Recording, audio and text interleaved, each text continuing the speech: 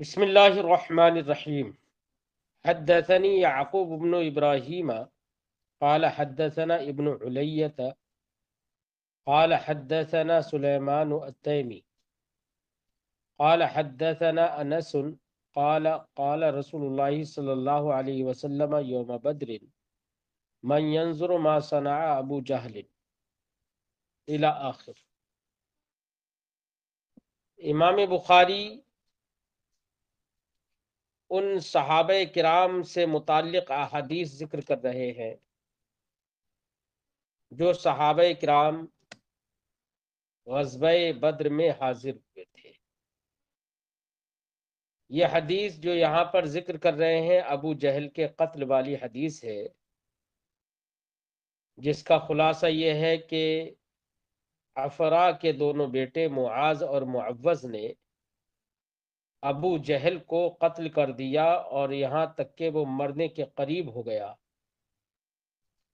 رسول کریم صلی اللہ علیہ وسلم نے حضرت عبداللہ ابن مسعود رضی اللہ تعالی عنہ کو سرکار نے فرمایا کہ کون ہے جو دیکھ کر آئے کہ ابو جہل کا کیا ہوا؟ تو حضرت عبداللہ ابن مسعود چلے اور وہ گئے اور انہوں نے دیکھا کہ حضرت افرا کے دونوں بیٹے معاذ اور معوذ نے ابو جہل کو مار دیا ہے۔ اس کے اندر آخری سانسیں چل رہی تھیں، تو حضرت عبداللہ ابن مسعود نے اس سے کہا، اے ابو جہل، تو بڑا ذلیل مقتول ہے۔ توبیخاً حضرت عبداللہ ابن مسعود نے یہ کہا، تو ابو جہل نے اپنی بات کہی۔ اس نے کہا کہ جس کو تم نے قتل کیا اس سے بھی بڑا کوئی آدمی ہے، یعنی اپنی بڑائی کا اظہار کیا اس نے پھر بھی۔ اور ایک روایت میں یہ ہے کہ اس نے یہ خواہش کی تحقیراً کہ کاش کاشتکاروں کے علاوہ کوئی اور مجھے قتل کرتا۔ یعنی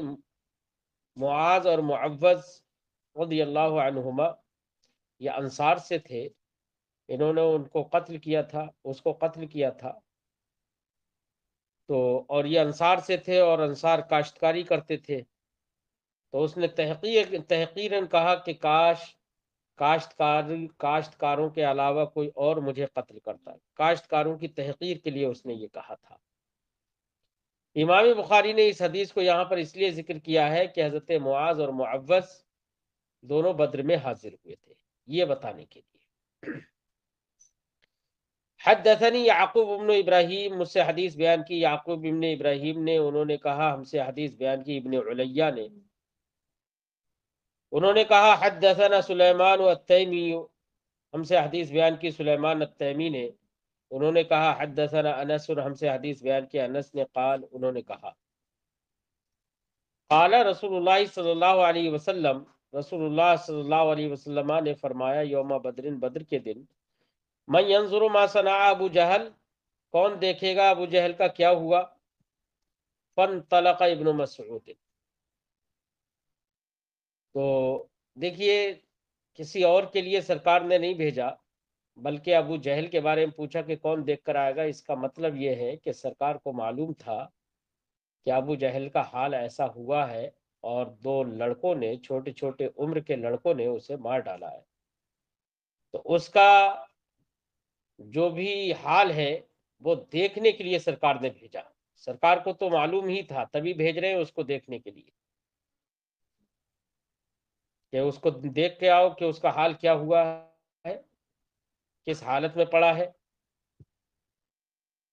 اس سے بھی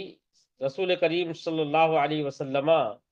کا علم معلوم ہوتا ہے کہ سرکار کو یہ معلوم ہو گیا کہ وہ مر گیا یا مرنے کے قریب ہو گیا ہے۔ کون دیکھے گا کہ ابو جہل کا کیا ہوا؟ فانطلق ابن مسعود، تو حضرت عبداللہ ابن مسعود چلے، فوجدہ قد ضربہ ابن افرا، تو اس کو پایا اس حال میں کہ افرا کے دونوں بیٹوں نے اسے مار دیا ہے، حتی بردا، یہاں تک کہ وہ ٹھنڈا ہونے کے قریب ہو گیا، یعنی مرنے کے بالکل قریب ہو گیا۔ فقال انت ابا جہل، تو حضرت عبداللہ ابن مسعود نے کہا انتا ابا جہل یعنی منصوب ابا جہل، حرف ندا محذوف ہے، اصلی عبارت ہوگی انتا یا ابا جہل، یا انت المقتول الذلیل یا ابا جہل، یہ توبیخ کے طور پر کہا اے ابو جہل تو بڑا ذلیل و رسوا مقتول ہے، تجھے تو ذلت و رسوائی کے ساتھ ہی ساتھ قتل کیا جائے گا، یا قتل کیا گیا ہے تجھے، بچوں نے تجھے مار ڈالا، یہ تیرے لیے بڑی ذلت و رسوائی ہے۔ قال ابن علیہ، ابن علیہ نے کہا قال سلیمان، حضرت سلیمان نے کہا ہا کذا قالہا انس، اسی طریقے سے حضرت انس نے کہا، قال کہا انت ابا جہل یعنی نسب کے ساتھ ہی، قال وهل فوق رجل قتل فوق رجل قتلتموه، تو ابو جہل بولا کہ کیا اس آدمی سے بڑھ کر کوئی ہے جس کو تم نے قتل کیا، یعنی ابو جہل سے بڑھ کر کوئی ہے، یعنی اپنی بڑائی ابھی بھی بیان کر رہا ہے، مر رہا ہے تب بھی اپنی بڑائی کا اظہار کر رہا ہے۔ قال سلیمان، سلیمان نے کہا او قال قتلہ قوم، یہاں پر قتل تموہ کہا یا قتلہ قومہ کہا اس نے، اس میں شک راوی ہے کہ ابو جہل نے کہا کہ کیا اس سے بڑھ کر کوئی آدمی ہے جس کو اس کی قوم نے قتل کر دیا۔ قال راوی فرماتے وقال ابو مجلس، ابو مجلس نے کہا قال ابو جہل فلو غیر اکار قتلنی، کہ ابو جہل نے یہ کہا کہ اے کاش اکار یعنی کاشتکار کے علاوہ کوئی مجھے قتل کرتا، یہ اس نے تحقیراً کاشتکار کہا، یعنی افرا کے دونوں بیٹے انصار سے اور انصار کاشتکار تھے، تو کاشتکاروں کی تحقیر کے طور پر اس نے کہا کہ یا ایسے گھٹیا لوگوں نے مجھے قتل کیا ہے، کاش ان کے علاوہ کسی دوسرے آدمی نے مجھے قتل کیا ہوتا، یہ اس کا کہنے کا مقصد تھا، تحقیر مقصد تھی۔ حدیث امام بخاری نے یہاں پر اس لیے ذکر کی، عنوان باب سے اس کو مطابقت اس طور سے ہے کہ افرا کے دونوں بیٹے بدر میں حاضر ہوئے۔ حدثنا موسیٰ، ہم سے حدیث بیان کی موسیٰ نے قال انہوں نے کہا حدثنا عبد الواحد، ہم سے حدیث بیان کی عبد الواحد نے قال انہوں نے کہا حدثنا معمر، ہم سے حدیث بیان کی معمر نے، وہ روایت کرتے ہیں عن زہری، امام زہری سے، عن عبید اللہ ابن عبداللہ، وہ روایت کرتے ہیں عبید اللہ بن عبداللہ سے، حدثنی ابن عباس، وہ کہتے ہیں کہ مجھ سے حدیث بیان کی عبداللہ ابن عباس نے، عن عمر، وہ روایت کرتے ہیں حضرت عمر سے، کیا لما توفی النبی صلی اللہ علیہ وسلم، توفی باب تفعل سے فعل ماضی مجہول، جب نبی کریم صلی اللہ علیہ وسلم کا وصال ہوا تو حضرت عمر کہتے ہیں قلت لابی بکر، میں نے ابو بکر سے کہا انطلق بنا الی اخواننا من الانصار، ہمارے ساتھ انصار کے انصاری بھائیوں کے پاس چلو، یہ حضرت عمر نے حضرت ابو بکر صدیق رضی اللہ تعالی عنہما سے کہا، تو پھر یہ گئے دونوں حضرات، تو حضرت عمر فرماتے ہیں فلقینا منہم رجلان صالحان، تو ہم سے انصار میں سے دو نیک مرد ہمیں ملے، کون سے دو مرد؟ شہدا بدر، جو بدر میں حاضر ہوئے، ایسے دو لوگ ہمیں ملے۔ اب وہ دو لوگ کون ہیں اس کی تفصیل راوی فرماتے ہیں کہ فحدثت عروۃ بن الزبیر، میں نے یہ بات عروہ ابن زبیر سے بیان کی، یعنی عروہ ابن زبیر سے میں نے پوچھا کہ وہ دو نیک آدمی کون تھے، وقال ہما، تو حضرت عبداللہ ابن زبیر نے جواب میں کہا تھا ہما عویم ابن ساعدہ و معن ابن عدی، وہ دونوں نیک آدمی جو بدر میں حاضر ہوئے وہ عویم بن ساعدہ اور معن ابن عدی تھے۔ اسی سے اس حدیث کو عنوان باب سے مطابقت ہے کہ یہ بھی بدری صحابی ہے۔ حدثني اسحاق بن ابراہیم سمع محمد بن فضیل عن اسماعیل عن قیس کان عطاء البدریین 5000 امام بخاری فرماتے ہیں مجھ سے حدیث بیان کی اسحاق بن ابراہیم نے، سمع محمد بن فضیل کہ انہوں نے محمد بن فضیل کو سنا، وہ روایت کرتے ہیں اسماعیل سے، وہ روایت کرتے ہیں قیس سے، کان عطاء البدریین، حضرت قیس کہتے ہیں کہ بدریین یعنی بدر میں حاضر ہونے والے صحابہ کا وظیفہ سالانہ وظیفہ جو بیت المال سے دیا جاتا تھا، تو بدریین کا سالانہ وظیفہ 5,000 5,000 پانچ پانچ ہزار تھا، ان کو 5,000 بیت المال سے دیے جاتے تھے۔ وقال عمر، اور حضرت عمر رضی اللہ تعالیٰ عنہ نے کہا تھا، لَأُفَضِّلَنَّهُمْ عَلَى مَنْ بَعْدَهُمْ، میں ضرور بدریین کو ان لوگوں پر فضیلت دوں گا جو غزوہ بدر کے بعد ایمان لے کر آئے، جو ان کے بعد ہے۔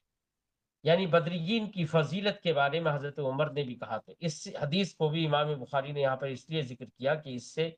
بدریین کی فضیلت اور ان کی عظمت معلوم ہوتی ہے کہ ان کو سالانہ وظیفہ 5,000 دیا جاتا تھا، اور حضرت عمر رضی اللہ تعالیٰ عنہ نے کہا کہ میں ان کو فضیلت دوں گا، یعنی وظیفہ دینے میں ان کو زیادہ دوں گا۔ تو اس سے فضیلت معلوم ہوتی ہے۔ ایک حدیث پاک میں ہے، مالک ابن اوس کی حدیث ہے، وہ حضرت عمر سے روایت کرتے ہیں کہ حضرت عمر رضی اللہ تعالیٰ عنہ نے مہاجرین کو 5,000 وظیفہ دیا، اور انصار کو 4,000 وظیفہ دیا، اور نبی کریم صلی اللہ علیہ وسلم کی ازواج مطہرات کو ایک ایک کو 12,000 وظیفہ دیا۔ تو اس سے یہ معلوم ہوتا ہے کہ جو لوگ بدر میں حاضر ہوئے ان کو حضرت عمر رضی اللہ تعالی عنہ نے وظیفہ دینے میں فضیلت دی اور زیادہ وظیفہ دی۔ حدثنی اسحاق ابن منصور، مجھ سے حدیث بیان کی اسحاق ابن منصور نے قال، انہوں نے کہا حدثنا عبد الرزاق، ہم سے حدیث بیان کی عبد الرزاق نے قال، انہوں نے کہا اخبرنا معمر، ہم سے حدیث بیان ہمیں خبر دی معمر نے، وہ روایت کرتے ہیں امام زہری سے، عن محمد ابن جبیر، وہ روایت کرتے ہیں محمد ابن جبیر سے، وہ روایت کرتے ہیں اپنے والد جبیر سے۔ قال، انہوں نے کہا سمعت النبی صلی اللہ علیہ وسلم یقرأ فی المغرب بالطور، میں نے نبی کریم صلی اللہ علیہ وسلم کو مغرب کی نماز میں سورہ طور پڑھتے ہوئے سنا۔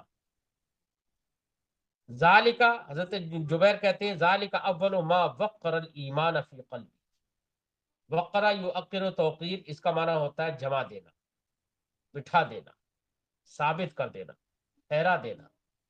ذالک اول ما وقر الایمان فی قلبی، یہ پہلا واقعہ تھا کہ جس نے میرے دل میں ایمان کو بٹھا دیا، جاگزی کر دیا۔ تو ایمان جاگزی ہو گیا دل میں، اور دل میں ایمان کا جاگزی ہو جانا یہی تو ایمان ہے، یہی تو تصدیق ہے۔ تو اس کا مطلب یہ ہے کہ یہ سننے کے بعد ہی دل میں ان کے ایمان مستقر ہو گیا اور اسلام مسلمان یہ ہو گئے تھے۔ اگرچہ اسلام کے دیگر اعمال کا ظہور ان سے بعد میں ہوا۔ وعن زہری، حضرت زہری سے روایت ہے، وہ روایت کرتے ہیں محمد ابن جبیر ابن مطعم سے، وہ روایت کرتے ہیں اپنے والد جبیر ابن مطعم سے، ان نبی صلی اللہ علیہ وسلم قال، کہ نبی کریم صلی اللہ علیہ وسلم نے فرمایا فی اسارا بدر، بدر کے قیدیوں کے بارے میں کیا فرمایا؟ لو کان المطعم ابن عدی حیا ثم کلمنی فی ہؤلاء النتنہ لترکتہم لہ، نبی کریم صلی اللہ علیہ وسلم نے فرمایا اگر مطعم ابن عدی زندہ ہوتے، ثم کلمنی فی ہؤلاء النتنہ، یہ نتن کی جمع ہے نتنہ، اس کا معنی ہوتا ہے پلید، یعنی جو بدر میں کفار و مشرکین قتل کیے گئے تھے ان کی لاشوں کی طرف جن سے بدبو پھیل رہی تھی، ان کے بارے میں سرکار نے فرمایا ثم کلمنی فی ہؤلاء النتنہ، پھر ان پلیدوں کے بارے میں مطعم ابن عدی زندہ ہوتے اور پھر وہ مجھ سے ان پلیدوں کے بارے میں بات کرتے، لترکتہم لہ، تو ضرور میں ان کو، یا یہ کہ مقتولین مراد نہیں ہے، قیدی مراد ہیں، کیونکہ گفتگو چل رہی ہے قیدیوں کی۔ اب یہاں پر نتنا سے مراد ان کو گندگی اور گندا اور پلید کہا سرکار نے، وجہ اس کی یہ ہے کہ وہ ان کے دلوں میں کفر تھا، اور قرآن نے بھی فرمایا انما المشرکون نجس، مشرکین نجس ہیں، یعنی پلید ہیں، یعنی عقیدے کے اعتبار سے وہ پلید ہیں۔ تو ان قیدیوں کے بارے میں سرکار نے فرمایا کہ مطعم ابن عدی اگر زندہ ہوتے، ثم کلمنی فی ہؤلاء النطرہ، پھر ان پلیدوں کے بارے میں مجھ سے وہ بات کرتے، یعنی ان کی سفارش کرتے چھوڑنے کی، لترکتہم لہو، تو میں ان پلیدوں کو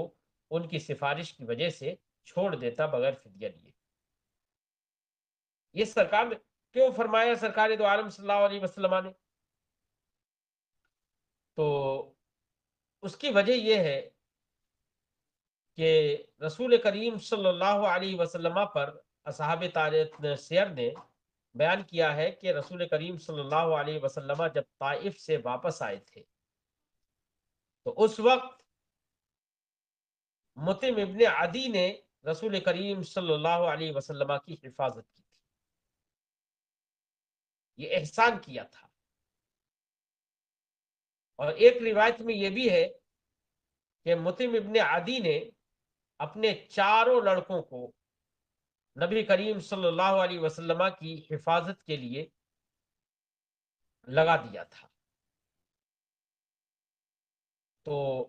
رسول کریم صلی اللہ علیہ وسلم، اس کے علاوہ بھی امام طبری وغیرہ نے واقعہ ذکر کیا ہے۔ بہرحال نبی کریم صلی اللہ علیہ وسلم سے وہ محبت کرتے تھے، اس بنا پر نبی کریم نے فرمایا کہ اگر وہ زندہ ہوتے اور ان پلیدوں کے بارے میں مجھ سے سفارش کرتے تو ان کی بات میں اس طور سے رکھتا کہ ان پلیدوں کو بغیر فدیہ لیے ہی چھوڑ دیتا۔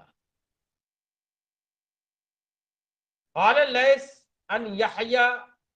حضرت لیس نے روایت کیا یحییٰ سے، وہ روایت کرتے ہیں سعید ابن المسیب، سعید ابن مسیب سے،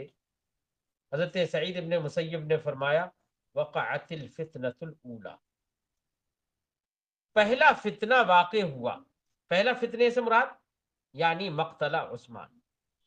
ان کی مراد حضرت عثمان ابن عفان کا قتل ہے۔ تو حضرت عثمان ابن عفان رضی اللہ تعالی عنہ کے قتل کا جو فتنہ واقع ہوا جمعے کے دن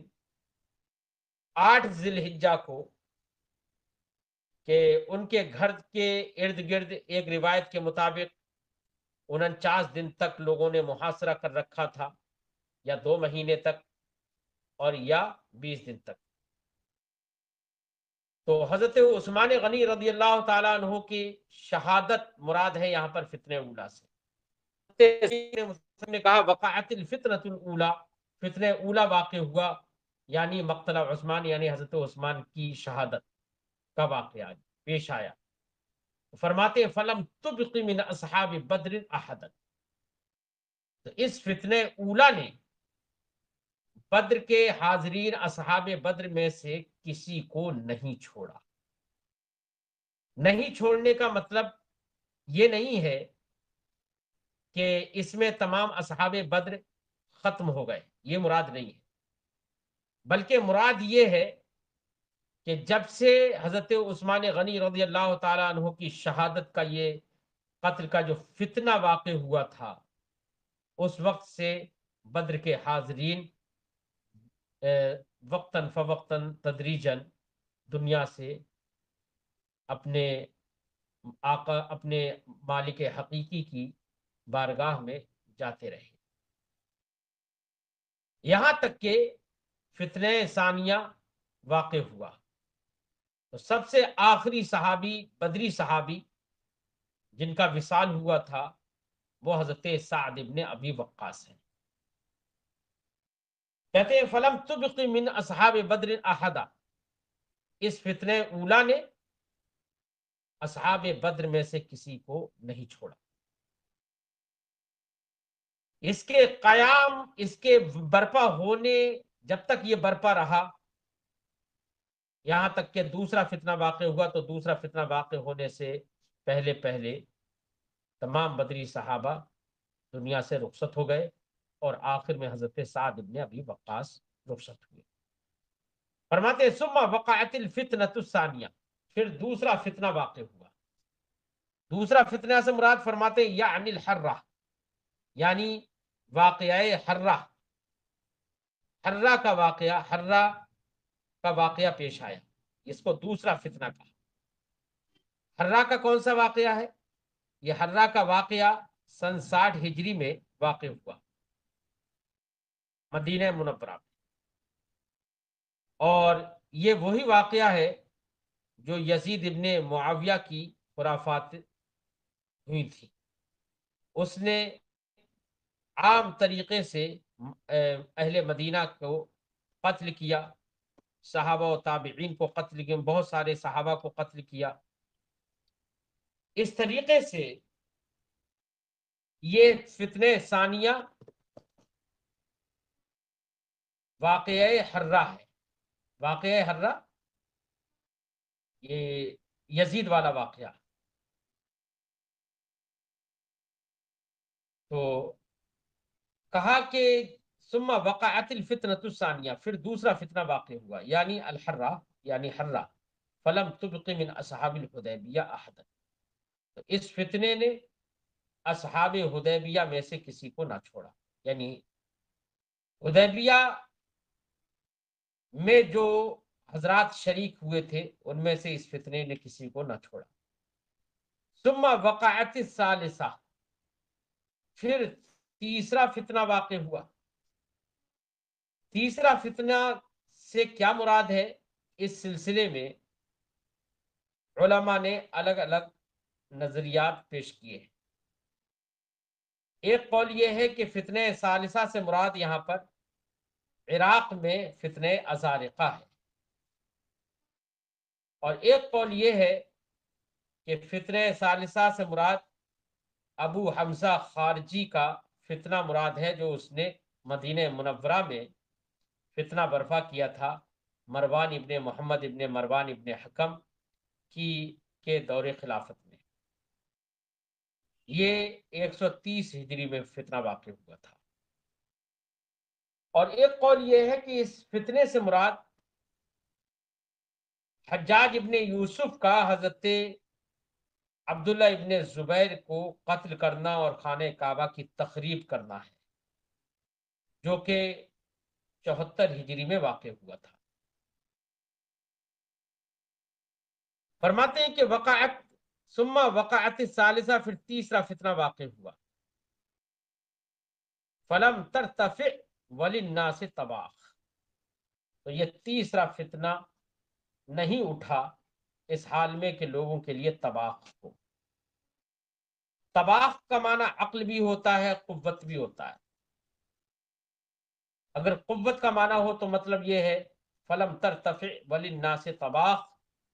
تو یہ فتنہ ثالثہ ختم نہ ہوا اس حال میں کہ لوگوں کے لیے قوت ہو، یعنی لوگوں کی جب تک قوت باقی رہی، یعنی صحابہ موجود رہے، اس وقت تک یہ فتنہ ختم نہ ہوا۔